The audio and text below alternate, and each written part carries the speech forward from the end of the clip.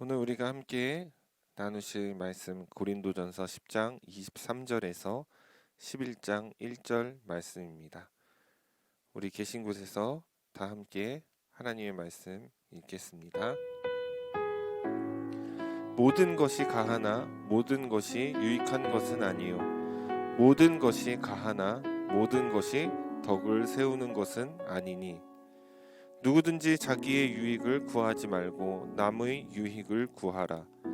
무릇 시장에서 파는 것은 양심을 위하여 묻지 말고 먹으라. 이는 땅과 거기 충만한 것이 주의 것임이라. 불신자 중 누가 너희를 청할 때에 너희가 가고자 하거든 너희 앞에 차려놓은 것은 무엇이든지 양심을 위하여 묻지 말고 먹으라. 누가 너희에게 이것이 재물이라 말하거든 알게 한 자와 그 양심을 위하여 먹지 말라. 내가 말한 양심은 너희의 것이 아니요 남의 것이니 어찌하여 내 자유가 남의 양심으로 말미암아 판단을 받으리요. 만일 내가 감사함으로 참여하면 어찌하여 내가 감사하는 것에 대하여 비방을 받으리요. 그런즉 너희가 먹든지 마시든지 무엇을 하든지 다 하나님의 영광을 위하여 하라.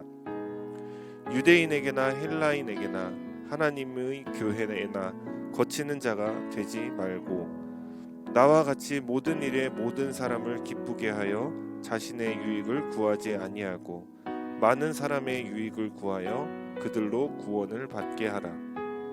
내가 그리스도를 본받는 자가 된 것 같이 너희는 나를 본받는 자가 되라. 아멘.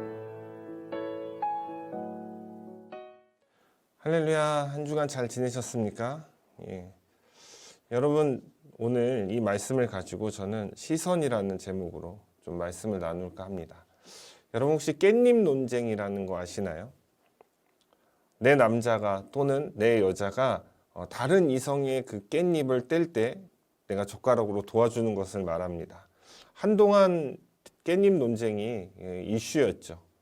만약 여러분이라면 여러분의 배우자 혹은 여러분이 사랑하는 사람이 다른 이성의 깻잎을 떼는 것을 도와줘도 괜찮을까요? 어떤 사람들은 절대 안 된다. 떼어주면 기분이 나쁘다. 이런 반응을 하십니다. 또 다른 한편에서는 아니 떼어줄 수 있는 거 아니야? 그게 뭐가 그렇게 큰 문제야? 라고 반문하기도 하죠. 그래서 제가 어젠가 그저께 제 아내한테 물어봤어요. 깻잎 떼어줘도 되냐고. 근데 제 아내가 떼어줘도 돼 이렇게 얘기하더라고요. 그런데 조금 있다가 막상 떼게 되면 화낼 수도 있다 이런 경고를 하더라고요. 사실 이 문제의 답은 굉장히 쉽습니다. 논쟁거리가 될 게 아니에요. 답은 그냥 깻잎 안 떼어주면 돼요. 안 떼어주면 논쟁이 생길 여지도 없는 것이죠. 깻잎을 떼어주는 그 행위 하나 때문에 논쟁이 발생하는데 그냥 그거를 논쟁거리조차 주지 않고 아예 떼지 않아 버리면 문제가 없는 거잖아요. 근데 뭘 굳이 그거를 떼주려고 합니까? 이 깻잎 안 떼주는 거 안 도와줬다고 해서 뭐 그 사람과 내 관계가 틀어진다거나 아니면 그것 때문에 무슨 큰 폭풍과 몰아친다거나 어떤 문제도 되지 않습니다.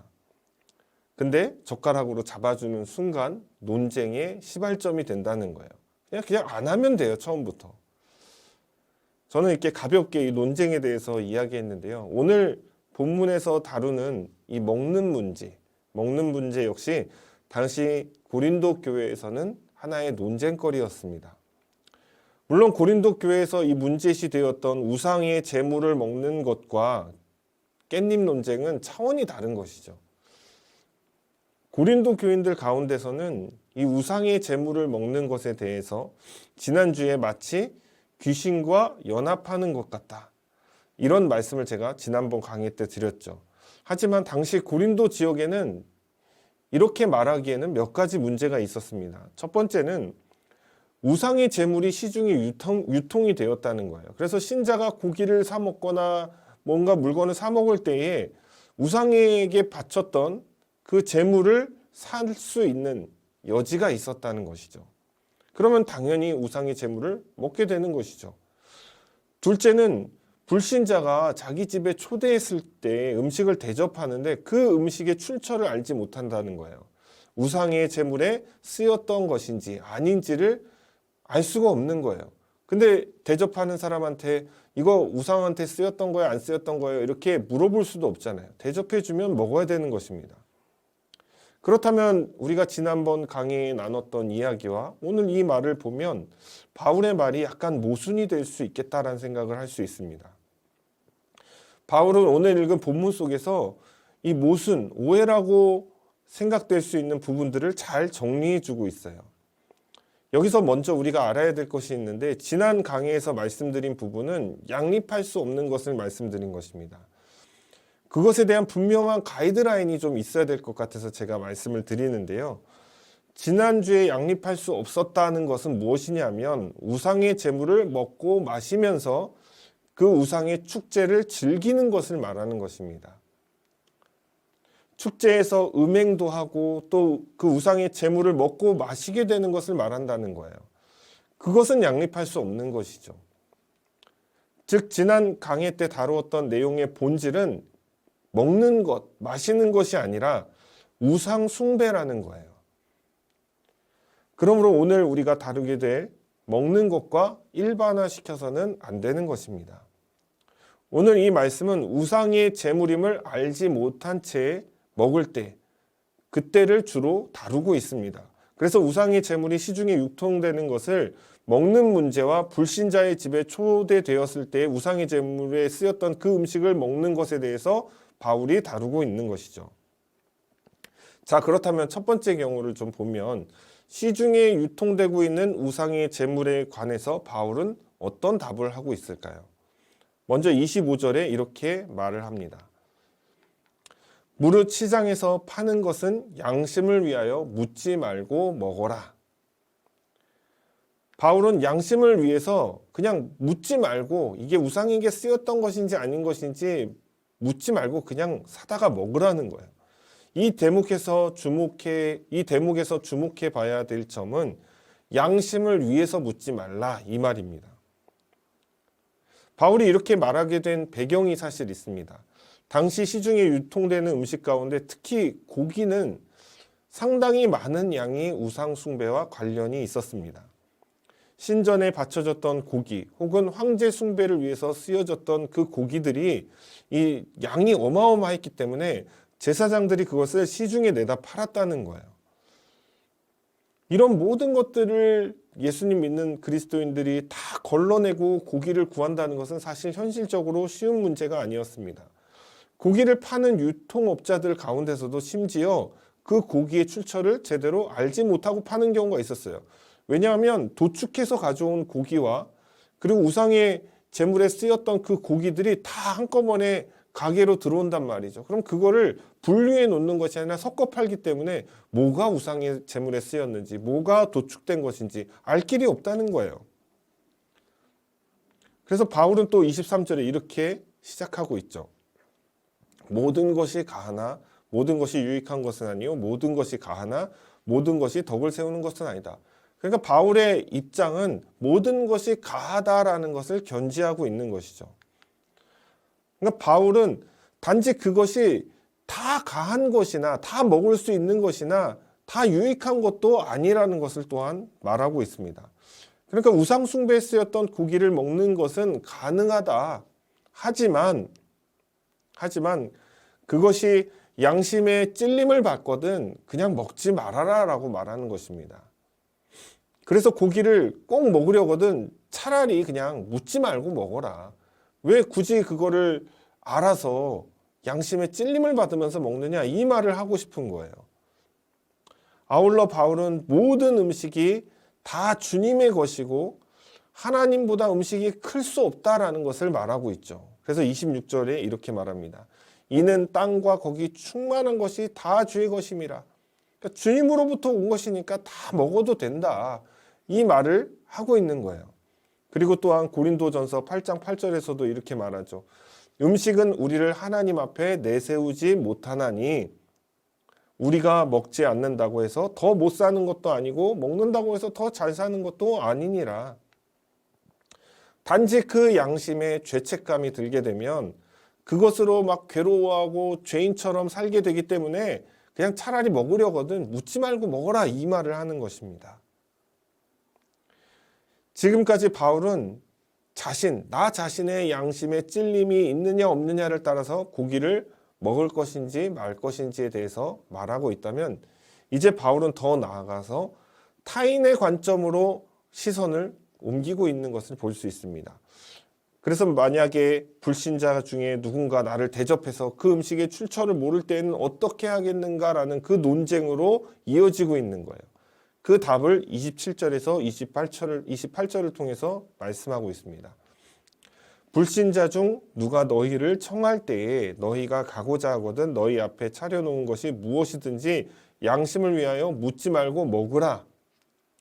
28절에는 누가 너희에게 이것을 재물이라고 말하거든 알게 한 그 자와 양심을 위하여 먹지 말라 이렇게 말을 하고 있죠. 이때도 역시 자기 자신의 양심을 위하여는 묻지 말고 먹으라 이렇게 말씀하고 있습니다. 반대로 28절에서는 알게 된다면 그 양심을 위하여 먹지 말라고 말을 하고 있는데요. 28절에서 먹지 말라고 할 때 그 조건이 하나 있습니다. 그것은 알게 한 자와 그 양심이라는 거예요. 그러니까 이것은 내 자신의 양심이 아니라 타인의 양심을 위해서 먹지 말라라고 말을 하고 있습니다. 그 이유가 나오는데요. 29절에 보면 내가 말한 양심은 너희의 것이 아니요 남의 것이니, 그러니까 바울이 지금 말하는 이 양심이 너희의 양심을 얘기하는 게 아니라 다른 사람의 양심을 말한다라고 설명하는 것이죠. 어찌하여 내 자유가 남의 양심으로 말미암아 판단을 받으리요. 내가 그 우상의 고기를 알고도 먹는 것으로 인해서 그것을 대접한 사람이 또 시험에 당할 수도 있다라는 것을 말하고 있는 것입니다. 아니 저 사람은 우상의 제물을 섬기는 것을 먹으면 안 되는 사람인데 먹었다니, 그럼 저 사람 문제가 있는 거 아니야? 그 사람 마음속으로 그 사람을 판단하게 된다는 거예요. 그러니까 판단을 받게 된다는 것을 말하는 것이죠.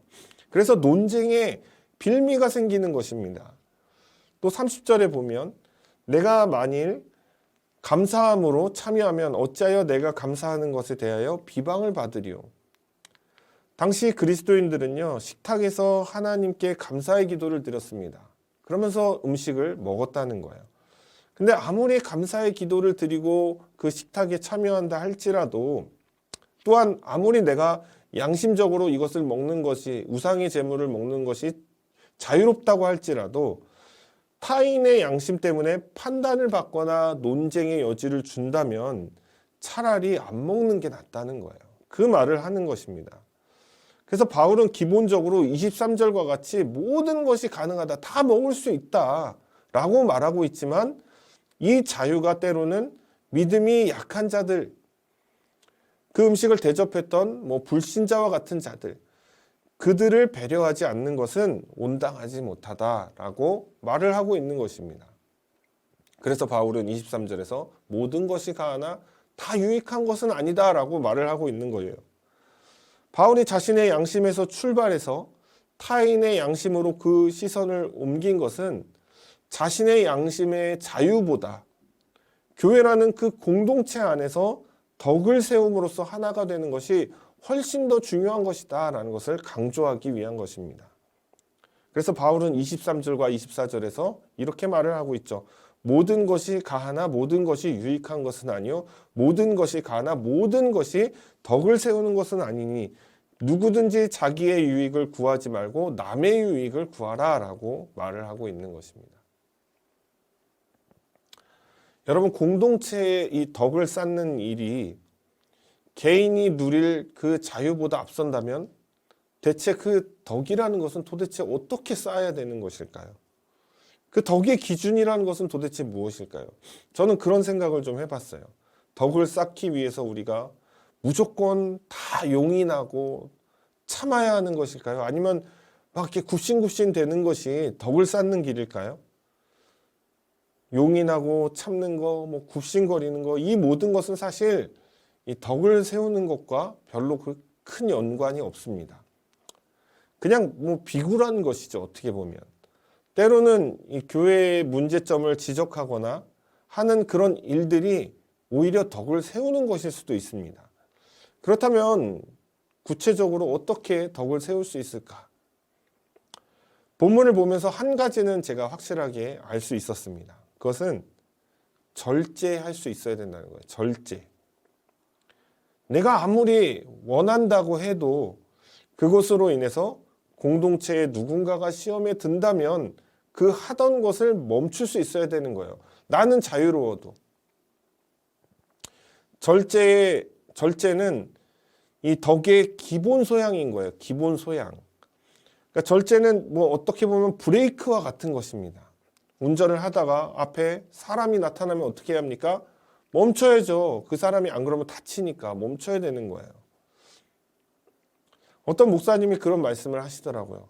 아무리 중요한 사역이라고 할지라도 그 사역을 함께 동참하는 사람 가운데 마음의 원망이나 아니면 불편함이 생긴다면 그 사람을 그 자리에서 내려오게 한다. 아무리 중요한 임무를 맡고 있다 할지라도 행여 그 사람 때문에 그 사람이 빠짐으로써 그 행사가 다 망가진다 할지라도 못하게 된다 할지라도 그 사람의 마음에 불편함이 있고 미움이나 원망이나 뭐 증오나 이런 것들이 있다면 그 사역을 당장 멈춘다 이렇게 말씀하시더라고요.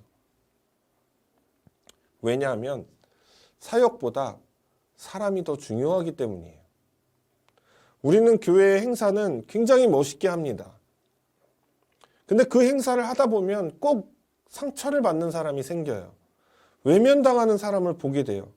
그렇게 행사는 많은 상처와 외면당한 사람만 남기고 끝납니다. 저는 원래 건축이라는 것을 반대합니다. 교회 건축을 굉장히 반대하는 사람 중에 한 명이에요.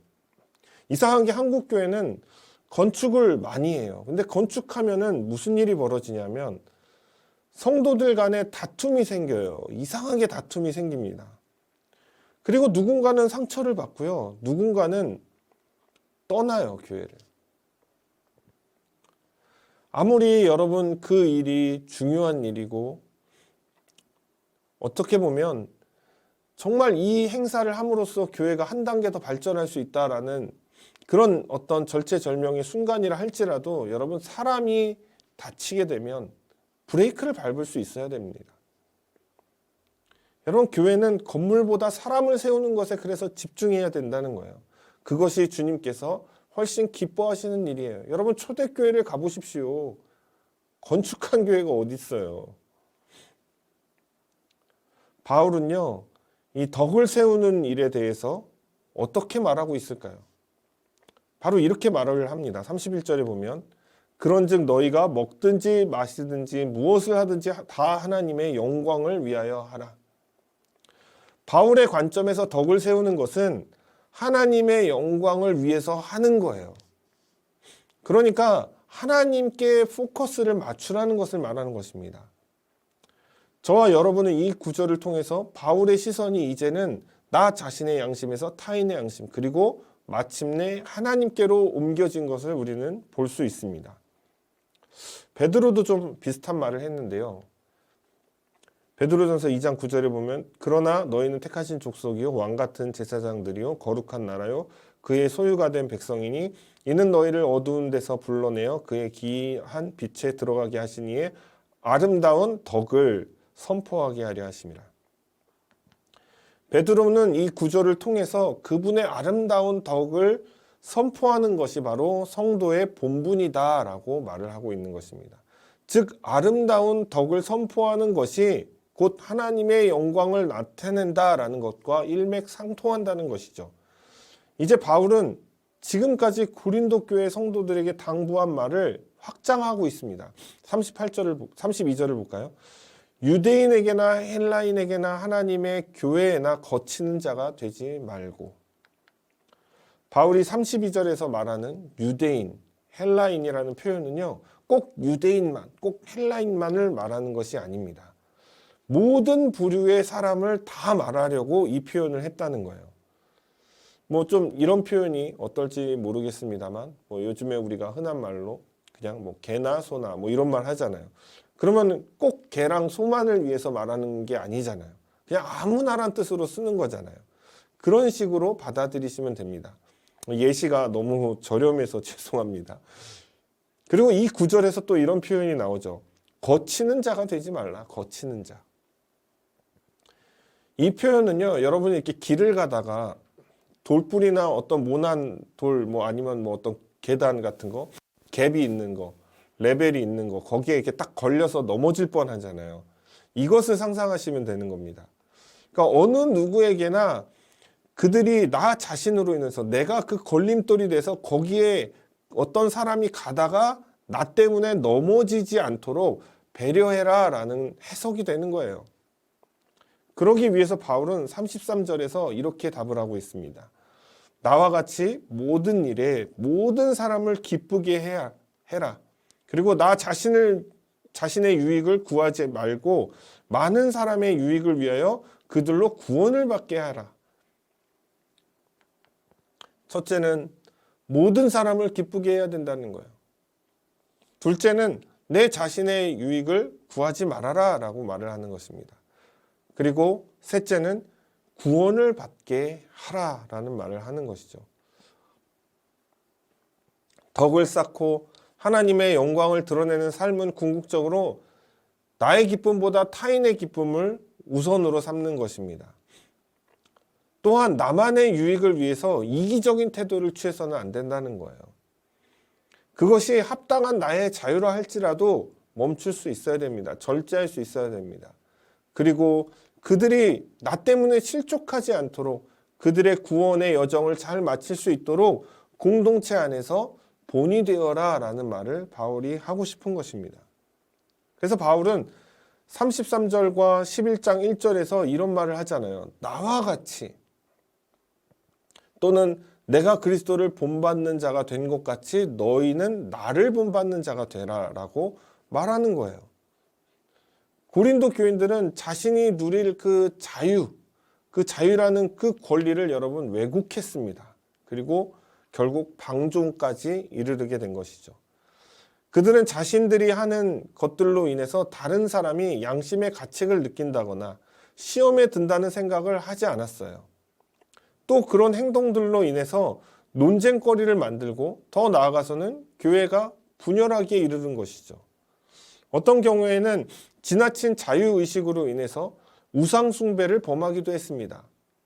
신자의 성적 타락과 문란함에 그 거룩함이 더럽혀지기도 했습니다. 가정이 깨지기도 했고요. 교회는 3분 오열된 것이에요. 그것이 지금까지 우리가 고린도 1장 1절부터 고린도전서 1장 1절부터 오늘 본문에 이르기까지 모든 문제들이 나열된 것이잖아요. 이 모든 것의 원인은 고린도 교인들이 사실 우선순위를 착각하고 있었기 때문입니다. 그러니까 내 자유가 우선이었던 거예요. 성도는 매사에 그 우선순위에 따라서 자신의 행동을 감찰할 수 있어야 됩니다. 고린도 교인들은 자신의 자유를 가장 우선시했기 때문에 이 문제가 벌어진 거예요. 그래서 타인에게 덕이 되지 못하고 오히려 걸려 넘어지는 그런 존재가 되었다는 거예요. 그런 돌뿌리 같은 존재가 됐다는 거예요. 고린도 교회는 분열 속에서 하나님의 영광을 드러내야 할 그 교회의 본분, 존재 목적을 상실하기에 이르는 것입니다. 여러분, 신자에게 그렇다면 가장 우선시 되어야 할 것은 무엇일까요? 가장 우선시 되는 것은 바로 하나님인 것입니다. 하나님이 결여된 모든 일들은 그 내용의 결과와 상관없이 그 내용의 결과가 아무리 좋다 할지라도 의롭다라고 말을 할 수가 없는 것입니다. 제가 이른바 부교육자 사역을 할 때에 담임 목사님이 섬김에 대해서 막 말씀을 하셨어요. 그러다가 사역자들이 허드렛 일, 화장실 청소나 교회 바닥을 쓰는 일에 대해서 어떻게 생각하느냐라고 저에게 물어보셨습니다. 그래서 저는 이렇게 답했어요. 섬기는 것은 꼭 허드렛 일만이 섬기는 것이 아닐 수도 있다라고 말씀을 드렸습니다. 사역자는 말씀으로 섬겨야 되기 때문이죠. 만약 허드렛 일 하다가 말씀 준비하는 것에 소홀하다면 여러분 그것은 주객이 전도된 것입니다. 또한 허드렛 일을 한다 할지라도 그 일의 그 동기, 동기가 굉장히 중요하다고 말을 했습니다. 하나님이 동기가 된다면 허드렛 일을 하면서 아무도 봐주지 않고 나를 알아봐주고 인정해주지 않는다고 해도 하나님이 알아보고 계시기 때문에 서운한 일이 없는 거예요. 하나님 다 아시잖아요. 이어서 우리가 교회에서 일할 때 그 동기가 다른 사람의 어떤 시선이나 눈치나 이렇게 그런 것들을 보고 그 일을 하게 된다면은 아무리 그것이 귀하고 좋은 일이라 할지라도 세속적인 일로 전락될 가능성이 있다. 저는 이렇게 답을 했습니다. 제가 말한 이 답변의 내용이 우선순위에 좀 적용될 수 있다고 봐요. 하나님이 우선시 된다면 내가 무엇을 하든지 하나님께서 그 일로 영광을 받으시겠는가라고 자문할 수가 있겠죠. 또 그 일로 인해서 주님의 복음이 전파될 수 있을 것인가를 또 생각하게 되겠죠. 행여 내가 한 그 행동 혹은 그 일들로 인해서 누군가가 실족하고 넘어지지 않을까, 이것을 걱정하게 되겠죠.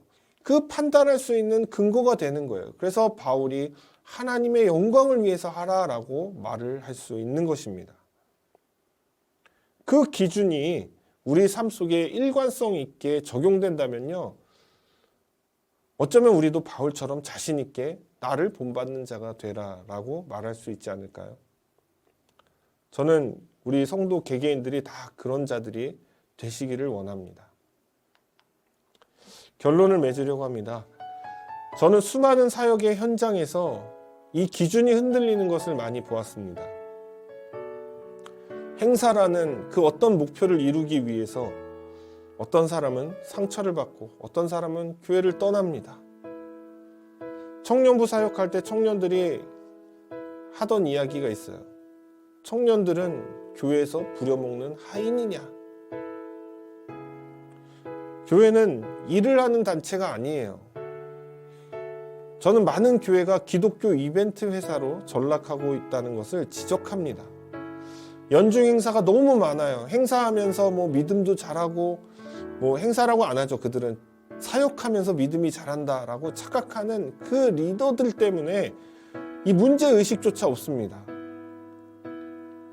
교회의 본질은요, 이벤트가 아니에요. 초대교회를 보십시오, 여러분. 이벤트라는 게 있을 수가 없어요. 그 자체가 없었습니다. 그들이 했던 일은 오직 매일같이 모여서 말씀을 나누고 함께 기도하고 떡을 떼며 사랑을 나눴다는 거예요. 지금의 교회는요, 지나치게 조직화되었습니다. 그리고 관료적인 형태로 체계화되어 버렸어요. 가끔은 예수님의 사랑을 나눌 기회가 너무 없다. 마치 여러분 요즘 토요일날 결혼식장에 가면 시간별로 스케줄 따라서 딱 1시간 반 예식하고 사진 찍고 후다닥 나가서 밑에서 뷔페 먹고 헤어지는 것처럼 번갯불에 콩 꺼먹듯이 예배드리고 그냥 다 뿔뿔이 흩어지는 것을 보게 됩니다. 1부 예배, 2부 예배, 3부 예배, 청년부 예배, 저녁 예배. 하루에 또 예배는 왜 그렇게 많은 겁니까? 사랑하는 여러분, 교회라는 공동체는 하나님의 관점이 전부여야 되는 거예요. 그 관점에서 모든 것을 생각하고 만들어 가야 되는 것입니다. 리더의 성취감 때문에 혹은 특정 사람들의 어떤 만족을 위해서 존재하는 그런 단체가 아니에요. 아무리 성대한 일을 해내고 사회적으로 그것이 큰 파장을 일으킨다 할지라도 그것은 그냥 교회에 거치 되는 자가 될 뿐임을 잊지 마시기 바랍니다.